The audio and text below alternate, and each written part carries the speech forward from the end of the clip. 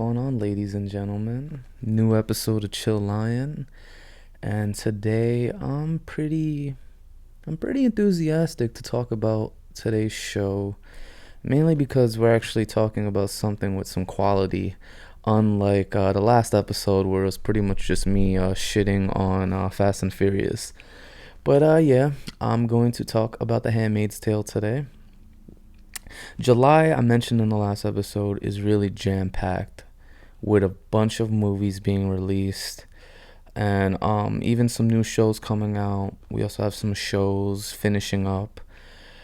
But this was a show that I really should have talked about last month. I didn't get around to doing it, but it's a good time to start because we're still fresh and kind of like we're like the halfway point of July, so a bunch of stuff's going to be coming out.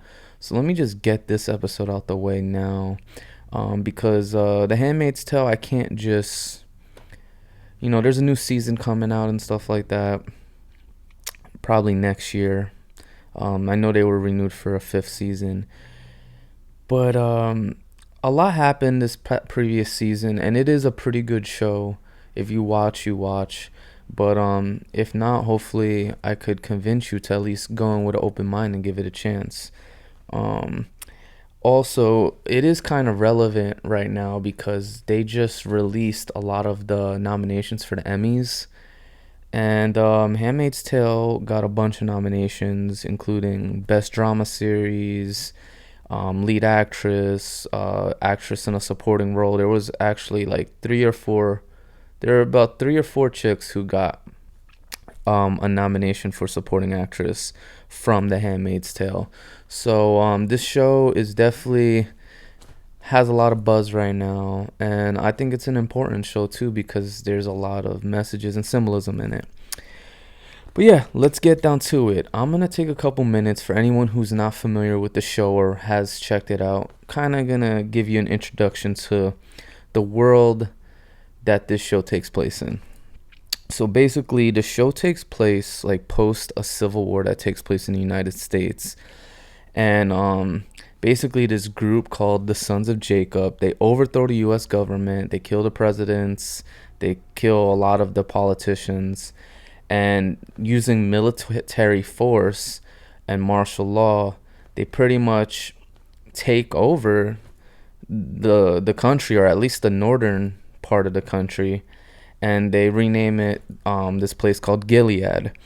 And in Gilead, it does have like more of a conservative religious feel to it. You could tell they're kind of going off a mix of the Old Testament of the Bible along with just other radical ideas, and that's pretty much their culture. And in the culture, it's pretty much going back in time where men are like running everything, and women are they really have no rights. Now, when the Sons of Jacob take over, all of the civilians get rights taken away, but primarily the most affected by their rules, their laws, are women. Women have like zero rights. Give you some examples. In this show's universe, women, they can't work anymore. They're not allowed to make or own any money that belongs to them. They're not allowed to have assets, and they're not even allowed to read or write anything, whether it's creatively, whether it's for documentation. Like, they're not allowed to do anything like that. You know what I mean? And the women are basically put into classes. Now, like, you got the men, which you have your commanders, which they're pretty much like the new politicians in a way. They're pretty much in charge of running Gilead, setting the future, like what's going to come with the country, and spreading the ideas and their beliefs internationally to try to convince other countries to kind of inherit their ways of life. As for the women, they're put into classes, and you have commanders' wives, which they're like the top of the chain for women, and they're basically, to sum it up, elite stay-at-home moms. That's the best way to put it. They're pretty much in charge of running the house. Then you have aunts, ants are basically like disciplinarians, I guess you could say. I'm not sure if you guys remember the 90s classic movie. It's probably like 96, the childhood movie Matilda. And if you've seen that movie, I would say like the principal, or like the lady who runs the school, the real butchy looking, scary, big one. Uh, that's what aunts kind of symbolize. They kind of have that similar look, and they're basically in charge of like developing handmaids and disciplining them, and whenever they have to. So those are the aunts. Then you have the handmaids, and handmaids are fertile women who are pretty much childbearing slaves. And they're childbearing slaves because in this universe, the birth rate, from a whole international perspective, is completely down. And I think the explanation for that is it's due to like pollution and other things that are like affecting the health of the humans that live in that world. So basically, handmaids are childbearing slaves. So they're assigned to commanders' houses, and their only job is to pretty much get pregnant for these families. And in this weird kind of way called a ceremony, I think they call it. And basically, the commanders' wives hold the handmaids down to the bed, like whether it's by the arms or by the shoulders, while their husbands, without even consent, have sex with the handmaids. And that's like done once a month, and it's basically like to get them pregnant so that they could produce children, since the birth rate is down.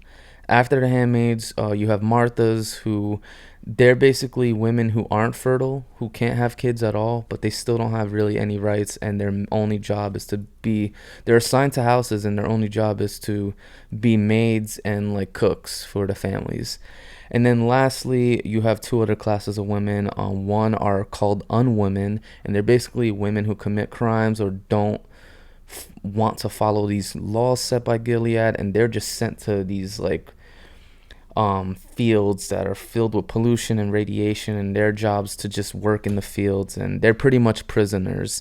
And then lastly, you got Jezebels, who are kind of like prostitutes, but they're not allowed to make money for it, and they're basically assigned to secret brothels that only the commanders know. And it's like these brothels are kind of like places where the commanders go to let loose and have fun, and they basically yeah, the women there, although they don't make any money or anything, they're allowed to drink, they're allowed to dress normal. They're not like, because all the women's in classes, they have like these uniforms that are assigned by color and stuff. It's like a really weird world.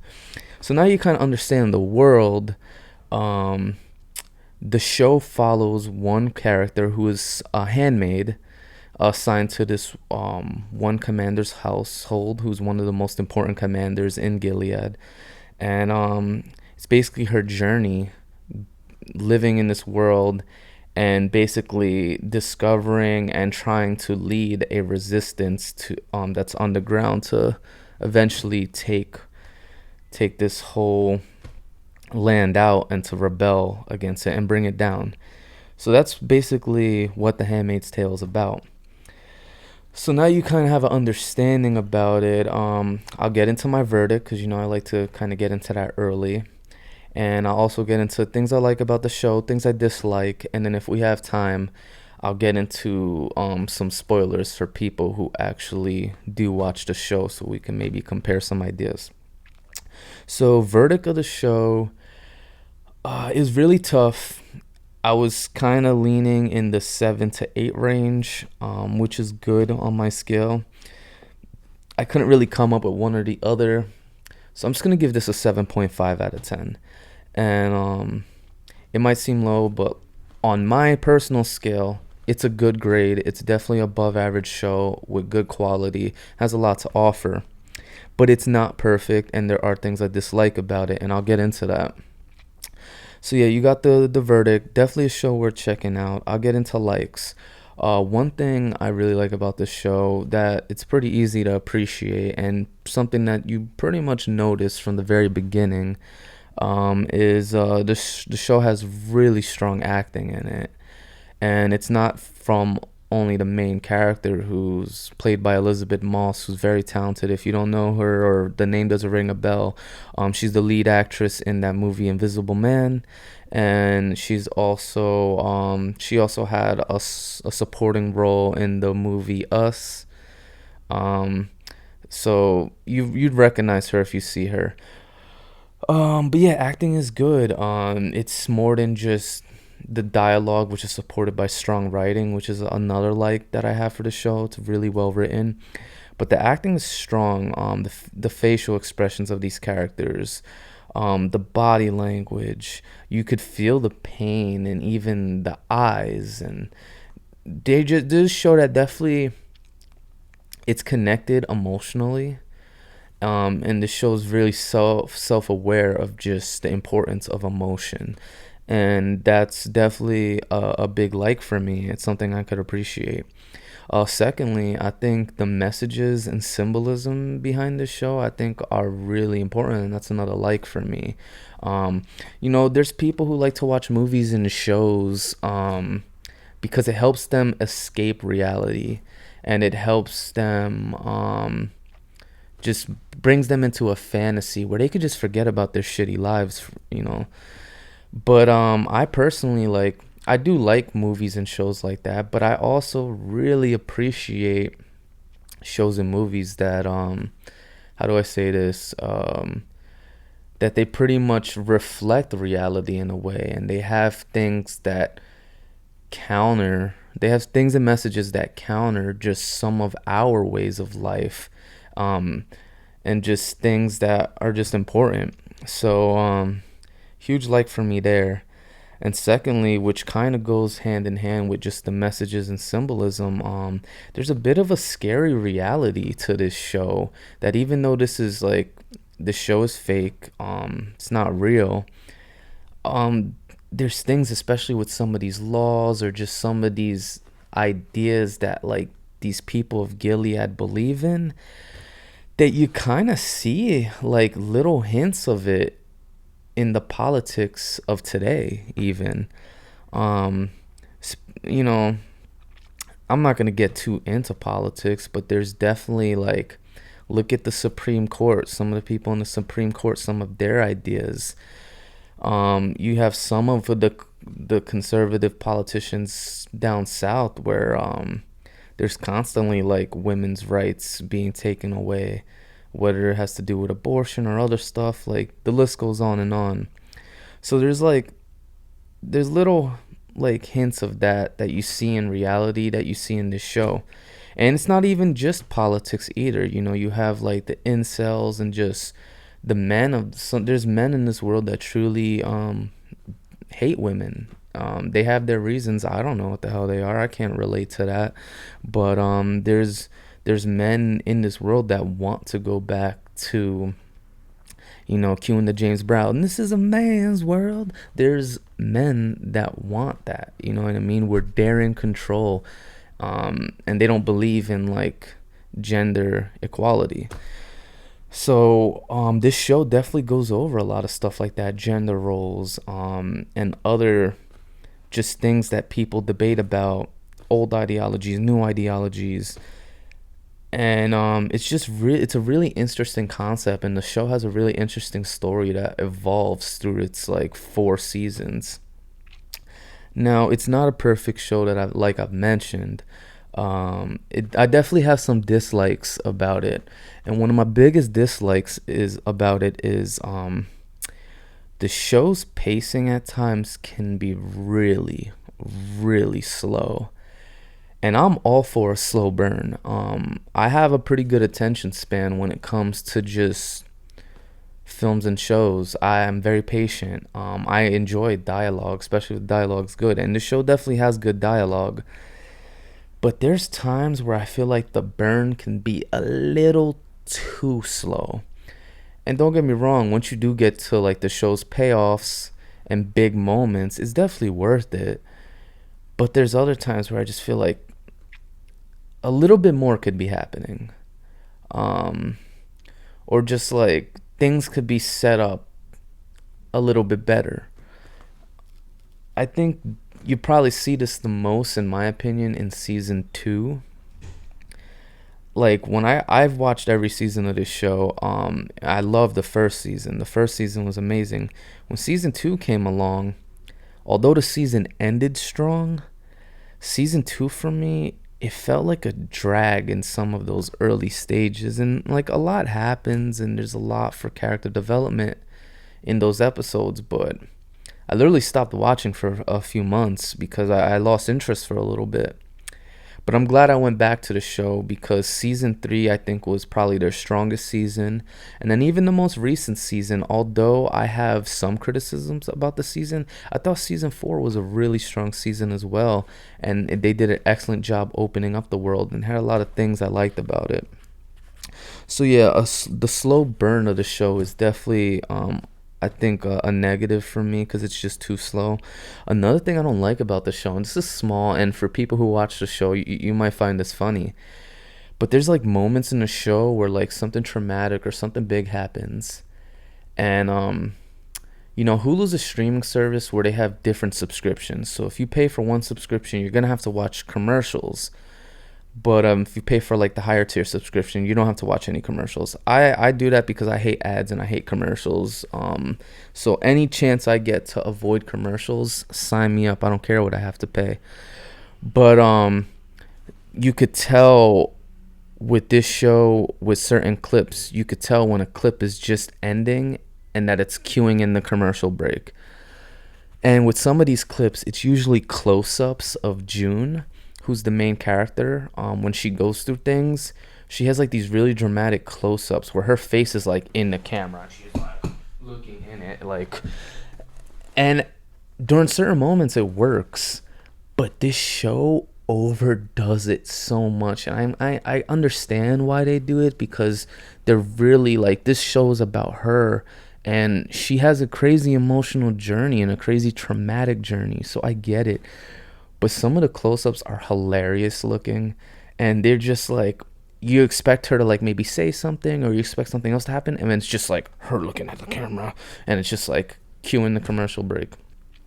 So the June close-ups are overdone, and I'm getting kind of tired of them. So I gotta give it a negative.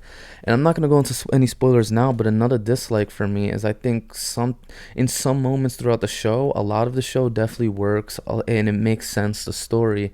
But there's some moments where I do think there are some like small little plot holes in it, and a lot of them aren't too serious. But some things, especially towards the end of season 4, they feel really fan service like, where it's just like, for a show that really gives no fucks and is dark, and lets you know that like things are not fair.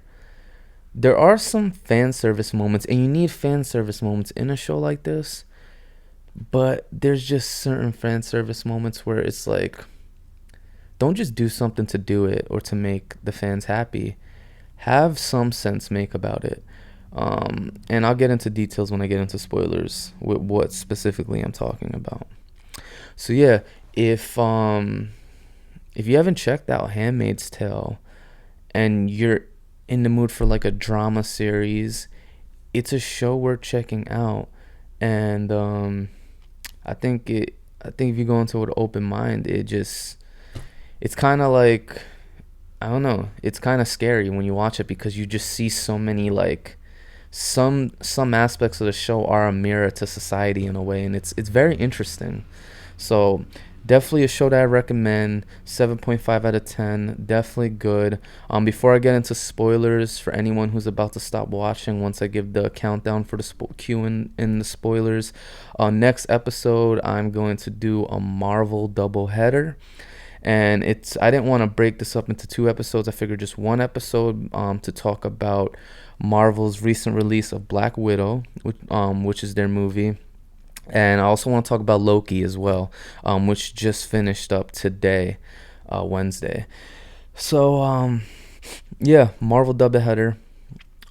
Definitely, if you haven't watched Handmaid's Tale, I would probably get out of this video, come back once you do.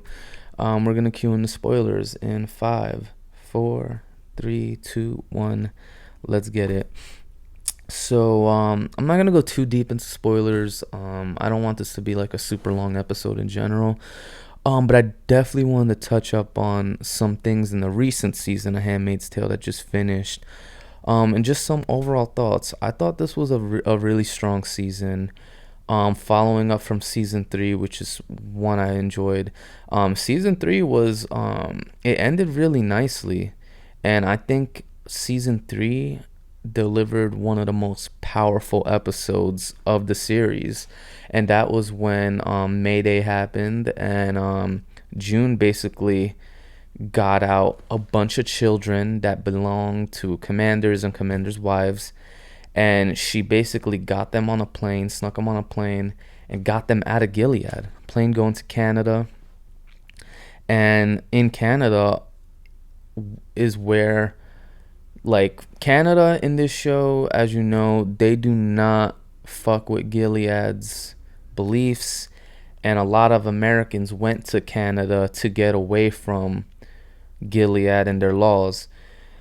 So in Canada, a lot of these families were there for these kids. So when those kids came out the plane, like, that was just such a big moment for me, because like literally I was actually like, there's very few movies or shows that could make me cry, but I was crying. I have no shame in admitting that episode was so powerful. And the funny thing is, it wasn't even a sad cry, it was tears of joy, because it was just these families being reunited with their children who were taken away from them, and that was just so powerful for me. So that's a big reason why I really enjoyed season 3 so much. Season 4 follows that, and it follows it in such an interesting way, because it really showed that although this was an amazing thing that June did, it didn't really get the full reaction that some might expect.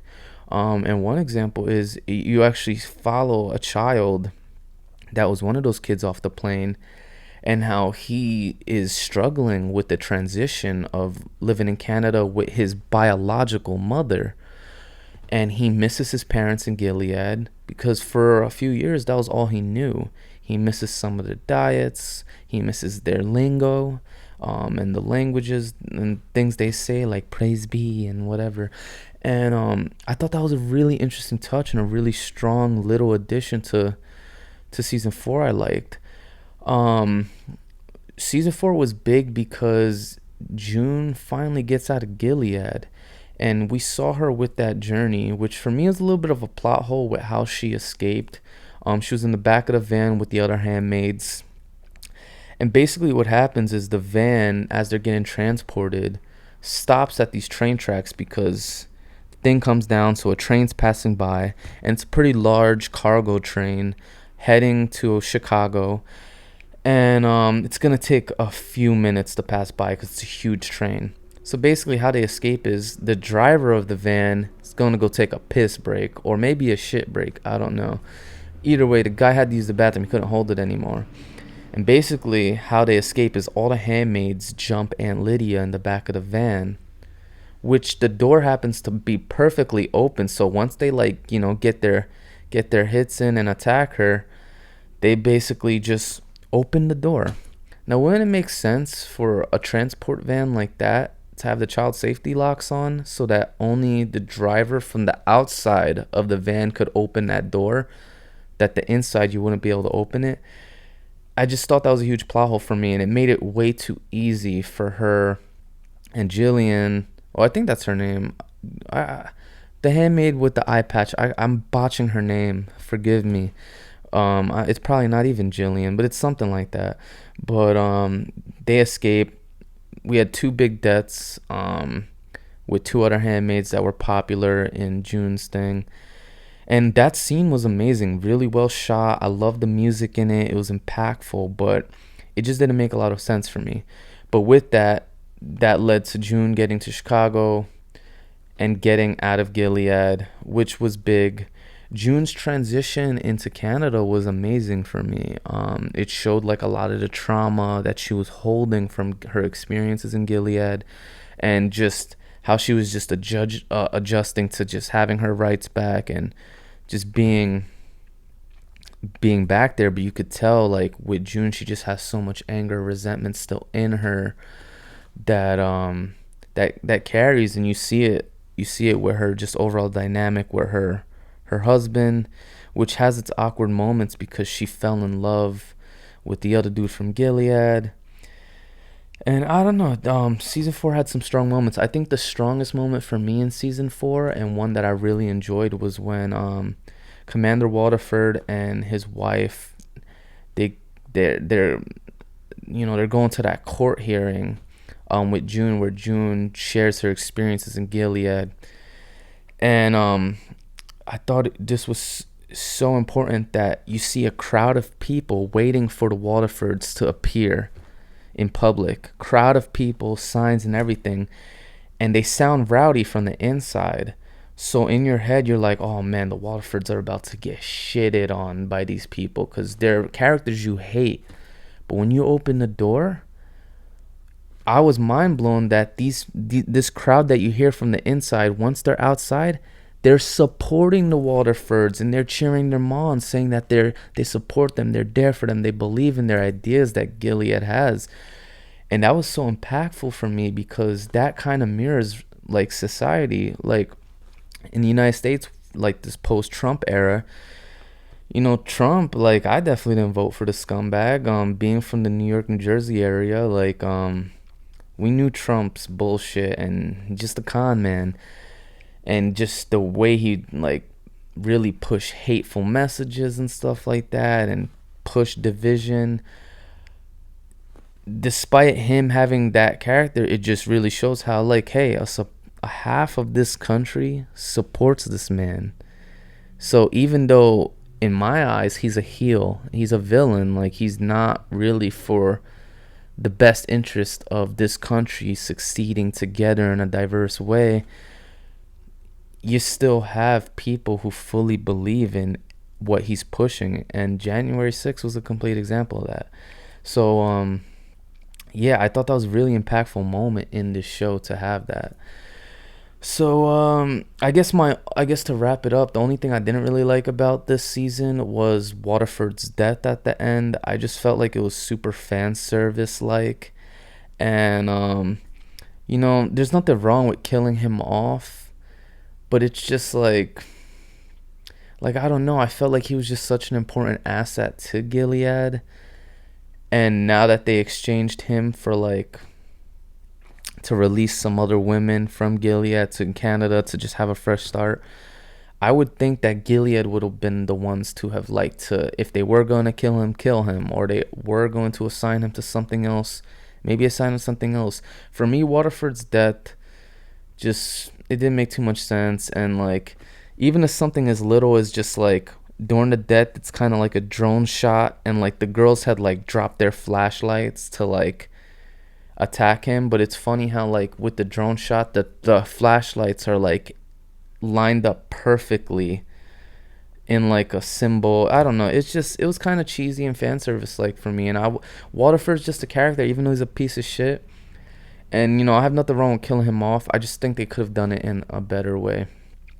So yeah, that's my episode on Handmaid's Tale. If you're still watching, thank you so much. I don't have too much support, but the audience is slowly growing. But yeah, I hope you guys are enjoying your summer. Look out for the end of the week. I'm probably going to drop that Marvel episode after I watch the Loki episode that dropped today. But yeah, thanks, God, and I'll talk to you guys soon. Peace.